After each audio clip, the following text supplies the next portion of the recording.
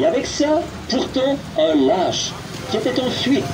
Il était allé périr le désert et il faisait paître des brebis pour un étranger. There come a time when God met him there in the burning bush, and from that time on Moses was changed, because he met God in a burning bush, and face to face with God, he couldn't be the same anymore. Mais un moment est venu où Dieu l'a rencontré là-bas, dans le buisson ardent. Et à partir de ce moment-là, Moïse a été changé, parce qu'il avait rencontré Dieu dans un buisson ardent. Et face à face avec Dieu, il ne pouvait plus rester le même. When a man or a woman, I don't care how many vows you make or how many new pages you turn, until you meet God, you can't be changed. But when you once meet God, then you're changed forever. Quand un homme ou une femme, peu importe le nombre de vœux que vous faites, ou le nombre de pages que vous tournez, tant que vous n'avez pas rencontré Dieu, vous ne pouvez pas être changé. Mais une fois que vous avez rencontré Dieu, alors vous êtes changé pour toujours. You know, it changed Moses. It changed Israel. It changed Egypt. It changed the world at that time. Because one man met God and took him at his word. Ça n'a pas seulement changé Moïse, ça a changé Israël. Que la grâce de Dieu soit avec nous au nom du Seigneur Jésus-Christ. C'est un encouragement que le Seigneur permet que nous encourageons les uns et les autres. Nous encourageons les bien-aimés en Afrique, en Asie, aux États-Unis et partout dans le monde entier, dans le message du temps de la fin. Nous sommes aujourd'hui encore pour encourager les frères à la lettre que notre prophète Joseph Marion Branham nous a encouragé avec, nous l'épouse de parole. Voilà pourquoi je viens aussi encourager mes bien-aimés qui pourront être bénis par la chaîne de télévision que Dieu m'a mis dans le cœur de consacrer au message du temps de la fin. Nous sommes au jour de la voix, Apocalypse 17, mais au jour de la voix du 7e ange, quand il sonnerait de la trompette, le mystère de Dieu s'accomplirait tel qu'il annonçait à ses serviteurs, les prophètes. Et cette promesse est accomplie et nous nous réjouissons aujourd'hui que nous avons la révélation de l'Élie de Malachie 4, 5, 6 qui devait venir et rétablir toutes choses comme le dit Matthieu 17, 11.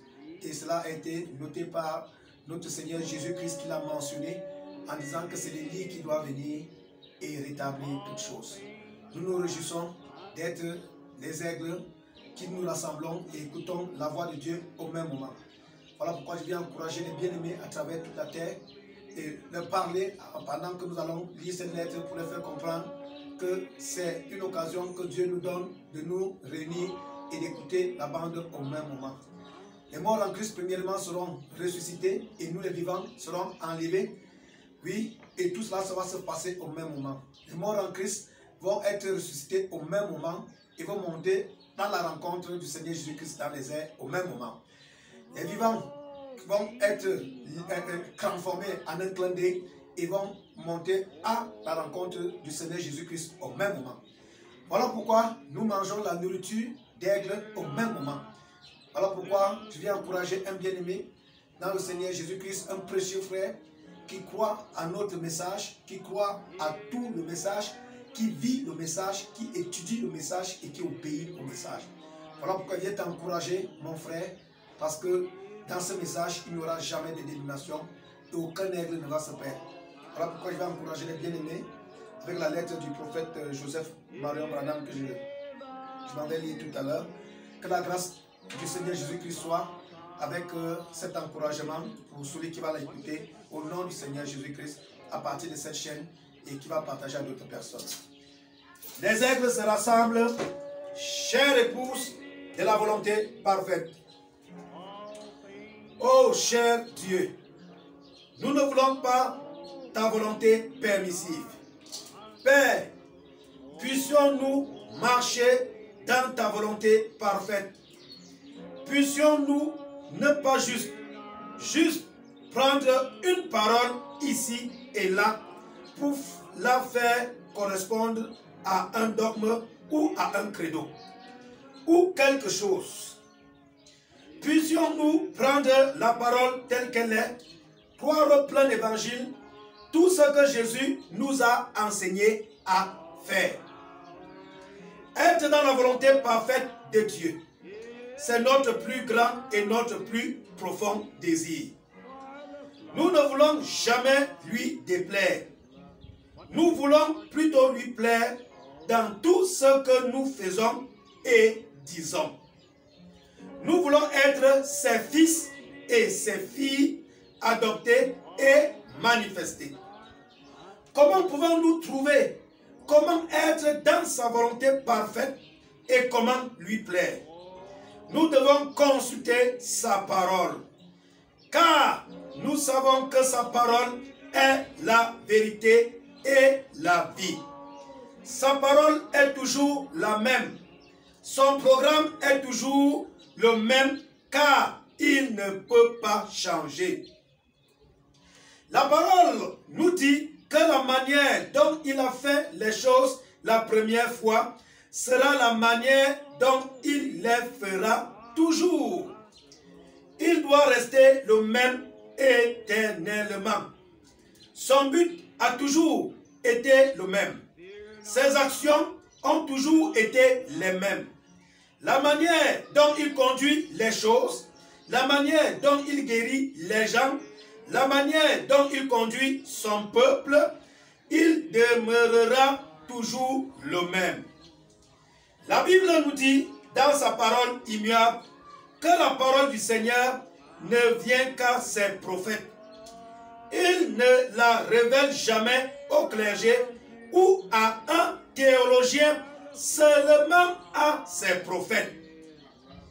Il a aussi dit qu'il ne faisait rien sans l'avoir premièrement révélé à ses prophètes.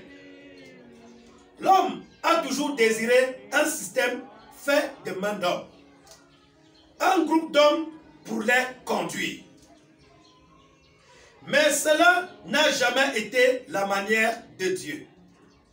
Il envoie toujours un conducteur appelé par Dieu, un prophète consacré par Dieu, avec la parole pour conduire son peuple. Ce prophète était confirmé et choisi pour être le conducteur de l'heure. Dieu a choisi et a placé bien d'autres conducteurs consacrés et remplis du Saint-Esprit.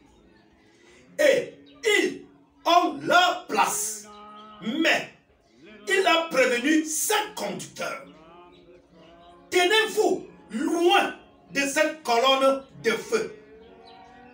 Que fait cette colonne de feu? Elle conduit les gens jour et nuit. Puis la parole nous dit, ce qui arriva au jour de Sodome arrivera de même le jour où le Fils de l'homme paraîtra. Selon sa parole, dans Malachie 4 et dans de nombreux passages des Écritures, il doit revenir dans son Église sous une forme physique. Dans les gens, dans les êtres humains, à la manière d'un prophète. Comment reconnaîtrons-nous ce prophète? Il prouvera qui il est par la parole. Il connaîtra même les secrets du cœur. Il révélera toute la parole aux gens. Il sera confirmé par la colonne de feu pour conduire l'épouse. Dieu sera même photographié avec son prophète. Certains seront comme Jean sur l'île de Patmos et essayeront de l'adorer. Mais il dira, garde-toi de le faire. Je suis ton compagnon de service. L'un des prophètes adore Dieu. L'épouse saura qu'il ne faut pas l'adorer lui, l'homme, mais plutôt adorer le Dieu dans cet homme. Il saura qu'il est celui que Dieu a choisi pour apporter les paroles infaillibles. il saura qu'il était ce 7e ange messager, choisi par Dieu. Le monde verra et entendra la voix de Dieu parler à travers lui. Et il verra le premier Adam pleinement restauré. Il conduira l'épouse par une colonne de feu. Il recevra ces informations du Logos et les offrira à l'épouse, qui sera en route vers le pays promis. L'épouse aura la révélation et elle saura que c'est le messager pourvu par Dieu. C'est la voie pourvue par Dieu. C'est la volonté parfaite de Dieu. Venez vous joindre à nous dimanche à 14 h, heure de Jeffersonville, pour écouter Dieu change-t-il d'avis? Frère Joseph Branham.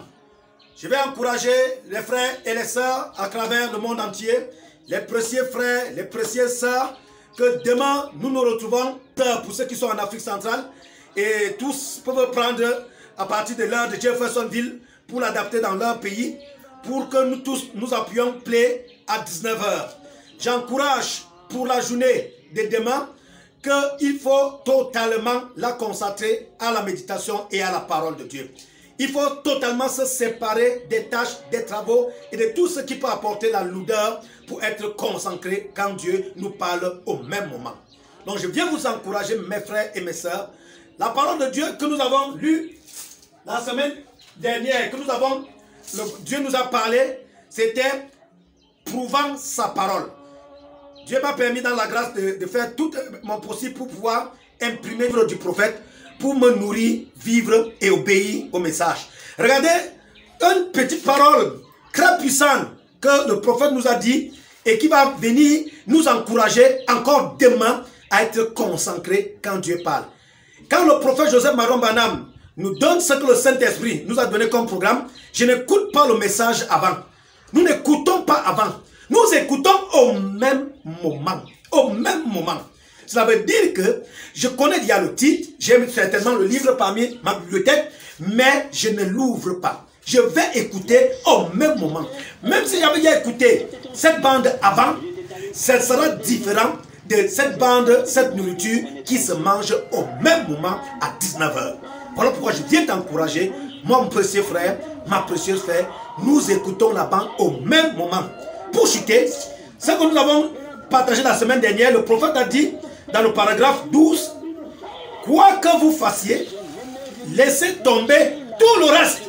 Servez Dieu jour et nuit de tout votre cœur. Que cela soit votre portion au nom du Seigneur Jésus-Christ. À demain, 19 h. Shalom.